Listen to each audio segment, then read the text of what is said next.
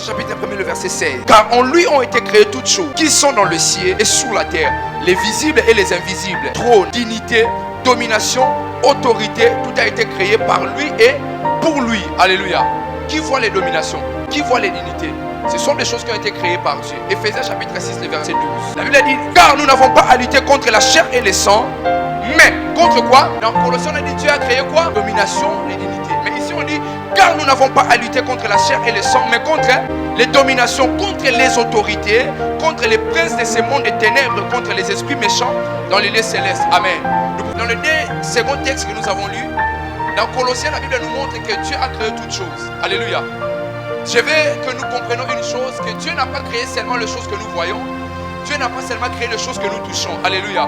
Dieu n'a pas seulement créé des choses concrètes. Dieu a créé aussi des choses invisibles. Alléluia. La Bible est en train de nous montrer qu'il est le créateur de toutes choses, les choses visibles et invisibles.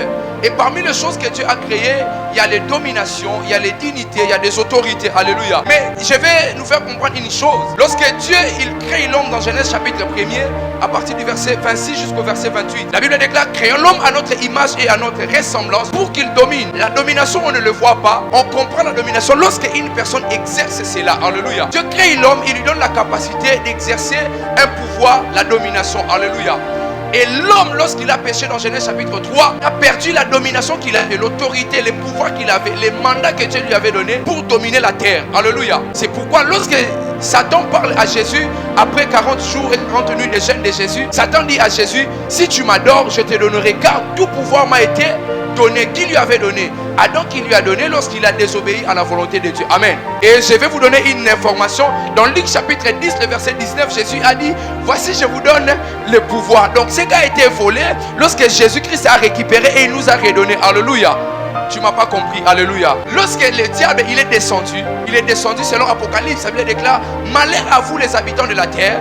Le diable a été précipité. Il est descendu avec une ardente colère, sachant qu'il a peu de temps. Alléluia. Lorsque le diable descend, il compose une organisation comme il a vu dans le monde invisible. Alléluia. C'est ainsi, on nous dit dans Éphésiens 6, 12, que nous n'avons pas à lutter. Est-ce que nous nous combattons contre les chrétiens? Non. C'est pourquoi j'insiste. Ton ennemi n'est pas forcément ton ami qui est là. Ton ennemi, c'est l'esprit qui est en train de tourmenter. Ton ami chrétien est là pour te faire ce que tu es en train de vivre. Alléluia. Lui en soi n'est pas ton ennemi. Alléluia. Mais c'est l'esprit. Nous n'avons pas à lutter contre la chair et le sang, mais contre les esprits et les dominations. Dans le monde spirituel, du côté Dieu et du côté satanique, il y a une organisation. Alléluia. Le diable n'est pas aussi un petit joueur comme nous le pensons. Alléluia. Il était un chérubin protecteur. Il avait des titres, il avait des grades au ciel. Alléluia. La Bible déclare, Dieu ne se répand ni de ses dons, ni de son appel. Lorsque le diable a été précipité, il n'est pas descendu en laissant ce qu'il avait. Alléluia.